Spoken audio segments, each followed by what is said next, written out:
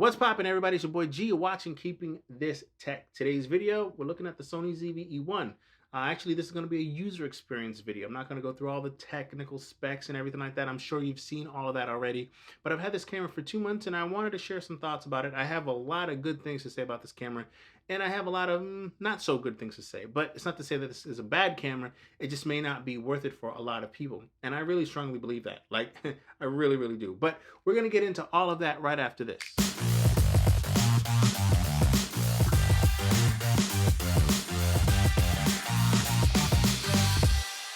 All right, guys, so here it is, a Sony ZV-E1. Let's just jump right into it, shall we? Overheating. I'm not going to spend too much time in this video talking about overheating. In fact, I'll address it first because I felt like I've said everything I needed to say about the overheating. I did a video about it. I'll leave it linked in the description and pinned in the end cards for you guys to check it out if you're interested. However, since that video was out, Sony has done a couple of things that I feel like I should address in this video in terms of overheating. And also, Small Rig has released a cage for the camera. So how are we dealing with overheating right now? Well, good news is with the Small Rig cage, I'm actually getting longer run times. The camera still will overheat 4K 30, 4K 60, but it takes longer for it to get there. My guess is that this is doing some job of absorbing the heat, which is really good. And so there's no complaints when it comes to that. And also I have a fan to the back of this camera if I need it to run longer, which is not always the case, but it's good to know that I have that as an option if necessary. In terms of the 120 frames a second, I only tested it once and I'm not testing it again because it's not that serious, guys. At least for me, the way that I use my camera with 120 frames a second, I'm never shooting it unlimitedly or continuously like I would expect to with 4K 60. So I'm fine with the report that I have to share with you guys. 13 minutes is what I got that first time. It was extremely hot. In fact, if you set this camera to 120 frames and you just start recording, within 2 minutes, you start to feel the back of the camera here heat up pretty significantly, and it gets warm really fast. It was so hot after that first 120 test, when I went to turn it back on after it shut down, it said no. Like, normally you can turn the camera back on and, you know, it'll let you record again. Maybe not for long, but it'll let you actually operate the camera. This was not having it. I had to let this completely cool down before using it. So how do I feel about that? First of all, like I said, 120 frames a second, I'm not using it a lot. If anything, I'm taking short clips. My only concern would be, and I don't even think this would be an issue for me, is maybe I wouldn't be able to get the series of 120 frame clips that I want. But for what this is, it's perfect that it has it. And honestly, it's a bit strange that they felt it a priority to put 120 frames a second on here. Just another thing that I want to point out about the 120 frames a second, it came through as a license add-on and not so much as a firmware update, which a lot of people were expecting. In fact, even now, people still talk about it as if it were a firmware update, but in fact, it was a license add-on, which has me wondering a bunch of things. Number one, will future cameras have licenses to add extra features on there? Will we have to pay for them? If you look carefully under the Manage License section in the menu, there's a column for expiration dates. And will these features become expired? Will they have to be renewed? I don't know. It has me wondering, is this a test camera for that kind of activity?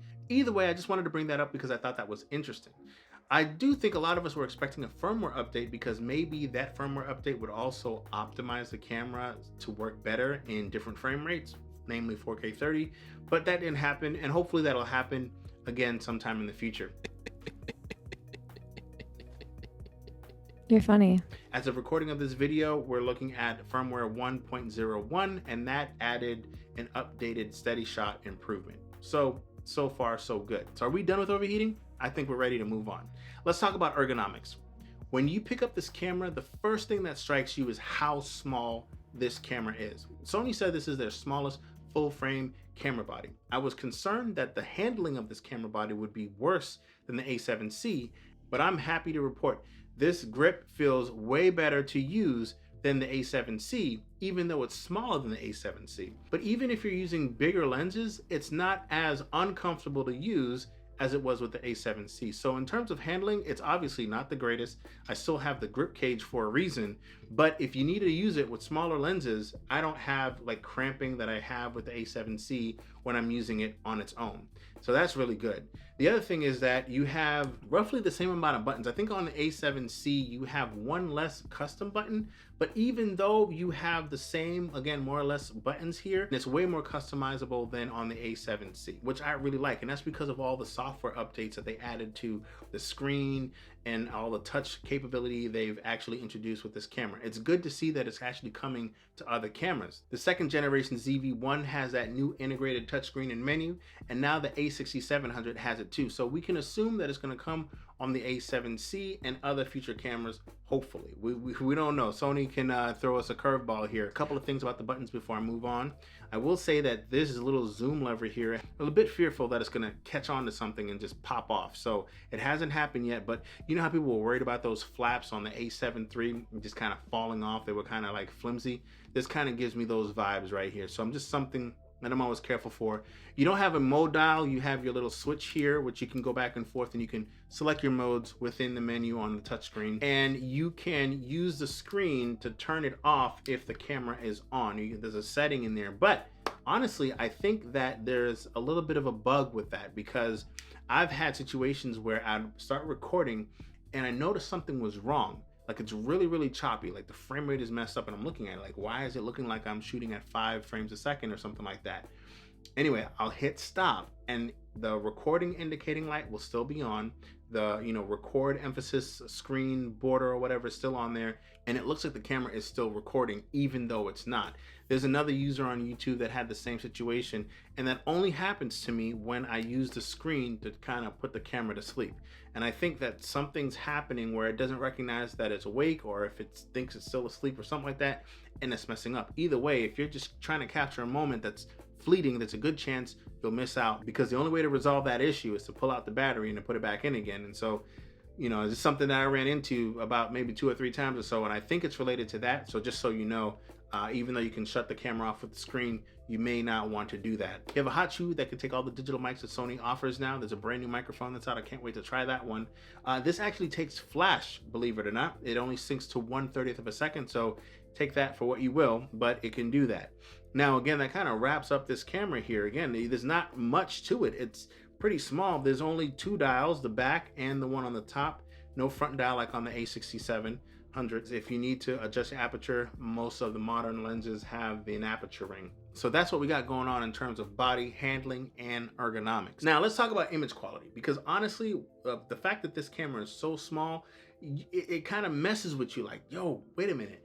The footage that I'm looking at came from this, and that's honestly, it's magic, right? That's the thing about this camera that makes you want to keep it. And be honest with you, I bought this camera with every intention of returning it. I'm gonna come home, I'm gonna test it for overheating, it's gonna suck, and I'm gonna return it. But then when I was looking at the footage, I just couldn't do it. I was like, how do I make this work now? How do I get this to work? Is it that bad? I really, really wanted to keep this camera because of the image quality. And the reality of it is, I'm not shooting long form all the time like we talked about. And so when you can get this type of image, why would you not? Let's talk about some specs real quick. We've got a 12 megapixel sensor in here, which equates to a roughly, 4K sensor. So you're not really getting any oversampled 4K, but you are getting oversampled HD, which another user told me. I'll leave it linked here, but shout out to him.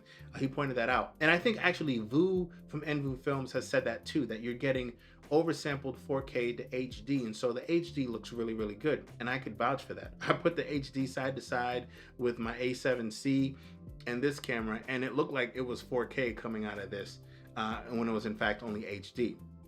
That's not to say that HD is as good as 4K on this camera. It's just that HD is better on this camera than any other camera, and that's because it is downsampling from that true or so 4K-ish sensor. That being said, man, you're getting the quality of an A7S III, FX3, FX6. You're getting S-Log3, flexible ISO. You have the ability to bake in your LUTs if you want.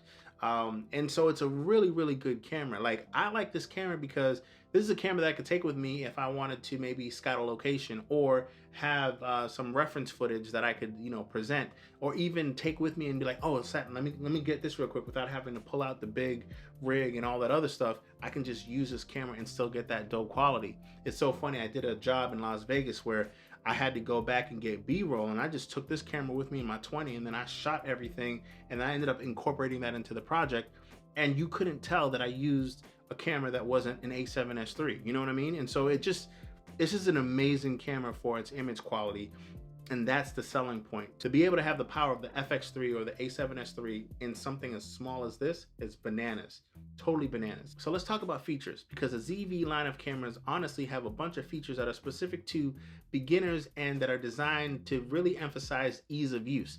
And that is no more apparent than on the ZV-E1. They really went all the way in with the features on this camera. Number one, it has an AI processing chip that's found on the A7R Mark V, and now that processing chip also lives on the A6C700. I'm putting that out for a reason. I'll get to that at the end of the video. But that chip allows for a bunch of things, and namely autofocus. But what they've done with that in this particular camera is used it for tracking and stability. It's using the AI processing to do things like dynamic stabilization, which is a step above active stabilization. It's punching into the sensor, figuring out what's best, and keeping everything stable as best as it can. It's also doing frame stabilization, so if you wanted to keep something in a particular area in the section of the frame, it can do that. There's a auto framing feature, which basically follows you around. Now, personally, I'm gonna be honest with you, there's some of these features that don't make sense to me because they kind of defeat the purpose of getting a good look, right? So what I mean by that, well, the framing stabilization is okay, but it's kind of janky if you're panning. You gotta go straight all the time. You can't use it all the way. And the auto framing feature is one of the things that, like, it's cool, but it punches in and it doesn't look good in 4K. I mean, you have to go to 1080p and then you're losing quality, and then you have to bump up your shutter speed. So I'm not really sure how that works for somebody like myself, but maybe those features are not designed for a person like me. But I do want to say, ultimately, if you're getting this camera for quality, then that kind of pushes it back a couple of steps. In terms of the background defocus, to me, that feature makes a lot of sense on something like the ZV-1, which has a fixed lens and it's a variable aperture, but on a camera lens that allows you to change the aperture right there on the lens and not keeping it automatic, that feature becomes null and void, right? And then there's product showcase mode, which I really like. In fact, I did a video about product showcase mode back in the day, but product showcase mode only lives on the ZV line of cameras. However, being that this is a top tier ZV camera, it doesn't improve product showcase mode in the way that I would hope that it would. For instance, if I'm recording and I forgot to turn product showcase mode on, I actually have to stop recording to turn it on, and then I have to start recording again. Now, if I'm like, wait a minute, why is it jumping to my hands or jumping to whatever's in front of the camera and not to my eye again, because it does that, I actually have to stop recording, turn product showcase mode off, and then I have to start recording again. So I'm finding, even though this has product showcase mode, I'm actually using it just like I'm using my other cameras without product showcase mode, which is to say, wait a minute, let me stop here though and adjust the autofocus to focus on this section of the screen or the sensor, and then let me adjust that again so it goes back to my eye. So I'm finding in my use case, product showcase mode is not that useful to me after all. Now, while we're on the topic of potentially useless features, I do want to point out the 4K 30 streaming via USB-C. Don't get me wrong, I think that feature is so dope, but on this camera, it's useless. I'm sorry, it honestly is, man. Like, this camera will overheat in 25 minutes, 30 minutes. I don't know about you guys, but on Zoom calls or if you're streaming, man, there's no way you're doing it only for like 22 minutes before it decides to shut down on you. So in that case, like, it's great that it can do it, but I don't know, even in 1080p, like, I gotta get down to 8 bits, right, for this thing to operate okay. You know what I mean? And like, it has to be like very conditional for this thing to stream longer than 30 minutes. Again, not trying to call out the overheating thing here, but it's really important to point out that, like, yeah, they have these specs and these things on paper, but you got to know what you're getting. Now, in terms of photography, you can take pictures with this camera, but this is not a photographer's camera by no means. It has a great sensor in there, the A7S III sensor, amazing dynamic range. The recovery on highlights and shadows is fantastic, but there's no mechanical shutter in here. And you know, it just limits you with what you can do with this camera in terms of photos. Now, I know it sounds like I'm trashing this camera and I'm hating on it, but honestly, I really do appreciate what Sony did with this camera. And honestly, it's a really good camera in terms of its image quality and what Sony's delivered. I just wish obviously it had better thermals. I like this camera a lot. It's just that it's hard for me to recommend this camera when I think about the general audience, right? I mean, because at a price point that it is, it's kind of tough to recommend. Like for instance, if you are into video and you make content all the time and you're making money off of it and you want something portable, lightweight, and you want the absolute best quality, and you don't mind overheating from time to time, or the way that you shoot is not going to really be affected by this camera overheating, then you should absolutely pick up this camera, no question. I mean, it's just dope, right? But at the other hand, this camera is marketed towards beginners and newcomers and people who want things to be easy. And I'm not sure that I could say yes to that particular person that is looking at this camera, because to be honest with you, you have other cameras now that are either entering the market or will be here and that offer way more value than this camera. Now, allow me to explain. When the Sony ZV-E1 was released, this was the only other camera at the time, other than the A7R Mark V, to have a dedicated AI processing chip inside of it, giving us that real-time recognition, the auto reframing. It gave us those enhanced menus. Well, since then, cameras that cost less than this have come out with those three things that I've talked about. Now the A6700 has that dedicated AI processing chip, the auto reframing, and those enhanced menus, and it's $13.99. But for what we're talking about here, you also have the full capability of that camera being a photography camera, unlike the Sony ZV-E1. And if we're still talking about video, because this is what this camera is about, it has the FX30 guts in there to give you all of the benefits of the FX30 in terms of video, but on a camera body that's actually a little bit more comfortable to use too, because it has a deeper grip, a front dial.